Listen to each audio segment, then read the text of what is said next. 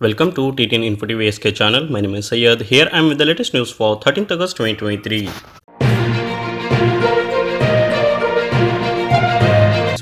Saudi Foreign Minister welcome UN announcement of successful safer tanker mission. Saudi Arabia's Ministry of Foreign Affairs welcome on Friday the UN announcement that the transfer of more than 1 million barrel of oil from the dilapidated Yemeni tanker FSO Safer was successful, Al-Akhbariyah reported. The operation, which saw 1.14 million barrel of oil taken off the decaying vessel, removed the imminent risk of a spill. UN Secretary General Antonio welcomes the news that the ship-to-ship transfer of oil from the FSO Safer to the Yemen replacement vessel has been safely concluded today, avoiding what could have been a monumental environmental and humanitarian catastrophe, a statement said. Pakistan Senator Anwarul Haq Kakkar named caretaker Prime Minister ahead of vote. Pakistani Senator Anwarul Haq Kakkar was named as caretaker Prime Minister to oversee national election, the Prime Minister's office said on Saturday, following a meeting between outgoing Premier Shahbaz Sharif and opposition leader Raja Riaz. United States and China agreed to double weekly flights between countries. The US and China will approve twice the number of passenger flights currently permitted for air carriers to fly between the two countries, the Biden administration said on Friday, in a rare sign of cooperation between the world's largest two economies. The US Transportation Department said it will increase the number of Chinese passenger flights allowed to fly to the US to 18 weekly round trips on September 1 and increase that to 24 per week starting October 29, up from the current 12. India plans welfare measure for gig workers ahead of election. India's plans to roll out welfare measure for gig workers employed through platforms like Amazon, Uber and India's Zomato as Prime Minister Narendra Modi government prepare for election, government and trade union officials said. The plan, part of the Social Security Code enacted in 2020, could include accident health insurance and retirement benefit, said a senior government official with direct knowledge of the plan. Pakistan Islamabad High Court has called for complete record of Tosha Khana case. Islamabad High Court has called for complete record of Tosha Khana case against Imran Khan. The Islamabad High Court has issued a written order for the hearing on the appeal against the sentence in the Tosha Khana case against Chairman Pakistan Tehreek-e-Insaf Imran Khan. Chief Justice Amir Farooq, Justice Tariq Mahmood Jahangiri in a detailed judgment has sought the complete record of Tosha Khana case against Imran Khan and has directed the Registrar Office to decide the request for suspension of sentence of Chairman PTA as soon as possible. According to the order, the court issued notice to the parties on the appeal against the sentence and the request for suspension of the sentence. A fire in a 50-story building in UAE Ajman, 16 flats and vehicles were destroyed by fire. A fire engulfed a 50-story residential building in the Al Ni'ama 3 area on Sheikh Khalifa bin Zayed Street in Ajman on Friday in the UAE. According to Emirate Al Yom, upon receiving the information about the fire, Ajman police and civil defense teams immediately carried out rescue operation and brought the fire under control. The fire broke out in the front of the building. Residents were evacuated safely. No casualties were reported. Security alert prompts Eiffel Tower evacuation. A security alert Saturday prompted the evacuation of 3 floors of the Eiffel Tower in central Paris, France's most emblematic symbol, which draws 6.2 million visitors last year. SCTE, the body which runs the site, said bomb disposal experts as well as police were scouring the area, including a restaurant located on one of the floors. It's usual procedure in this kind of situation, which however is rare, a spokeswoman said. Former South African President Zuma taken back to prison and released again within 2 hours. Former South African President Jacob Zuma was taken back to prison on Friday after his parole was ruled invalid, only to be released again within 2 hours under a new program to reduce overcrowding in jails. The move immediately raised more questions over whether 81-year-old is receiving preferential treatment to avoid serving out a 15-month sentence for contempt of court for refusing to testify at an inquiry into corruption. It was called an absolute joke by South Africa's main opposition party. Waiting to go home, 58,000 evacuated in Myanmar flood. A baby slept peacefully under a mosquito net oblivious to 100 of evacuated flood victims line up for food at a monastery in Myanmar on Saturday, all waiting for water level to reduce before they can return home. Floods and landslides caused by monsoon rain have killed 5 and forced around 48,000 people to flee their homes, the relief ministry said.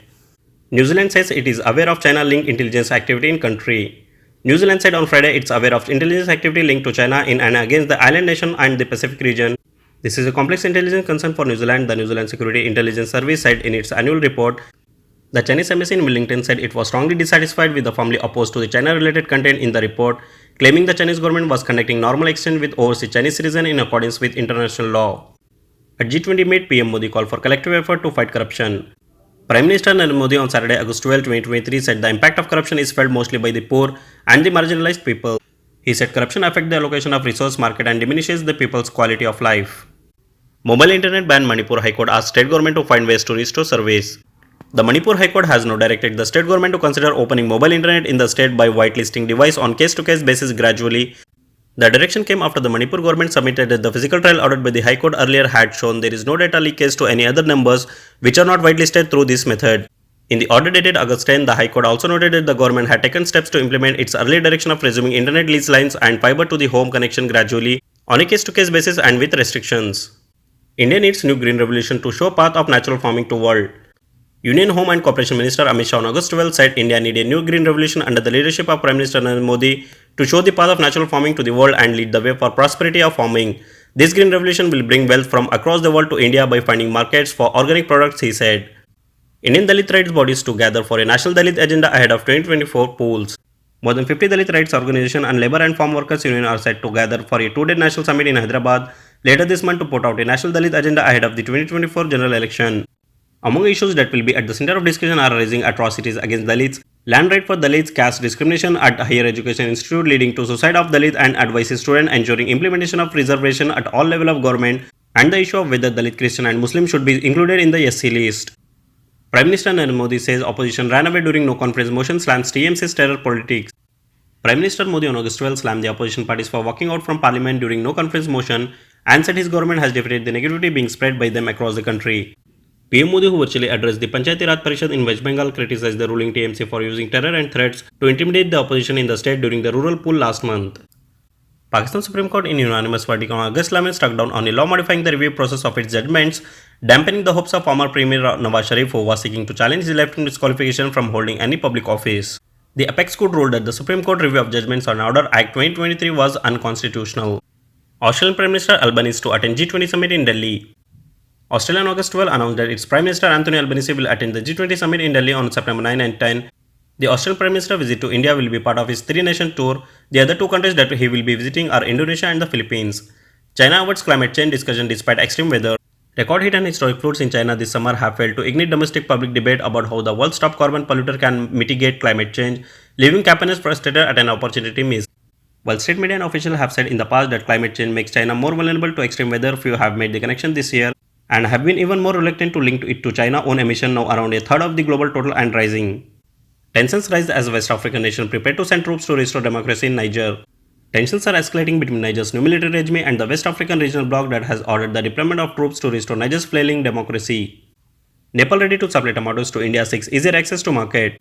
Nepal is ready to export tomatoes to India in bulk on a long-term basis to quell the skyrocketing prices but has sought easy access to the market and other necessary facilities. The neighboring country assurance came after Finance Minister Nirmala Sitharaman told Parliament on Thursday that India has started importing tomatoes from Nepal amid a record high spike in prices in the country. Bharatiya Janata Party files complaint against Priyanka Gandhi over 50% commission accusation. The ruling Bharatiya Janata Party leader on Saturday warned of action and filed a police complaint against Congress National General Secretary Priyanka Gandhi over her social media post in which she accused the BJP-led government in Madhya Pradesh of indulging in corruption. Gandhi had on Friday made a social media post quoting a small-time contractor association claiming that 50% commission is sought in projects. Gandhi claimed that a union contractor from Madhya Pradesh has written a letter to Chief Justice of a High Court complaining that they receive payment only after paying 50% commission, adding that the people will remove the BJP government in MP just like they did in Kerala. The people of Madhya Pradesh will remove the BJP government of 50% commission. The corrupt BJP government in Karnataka used to collect 40% commission. In Madhya Pradesh, BJP has gone ahead of breaking its own record of corruption. The people of Karnataka ousted the government with 40% commission. Now the people of Madhya Pradesh will remove the BJP government with 50% commission from power, she posted on X. That's all in today's headlines. Keep watching T10 Info TV SK channel by subscribing and do hit the bell icon to receive notification and more updates.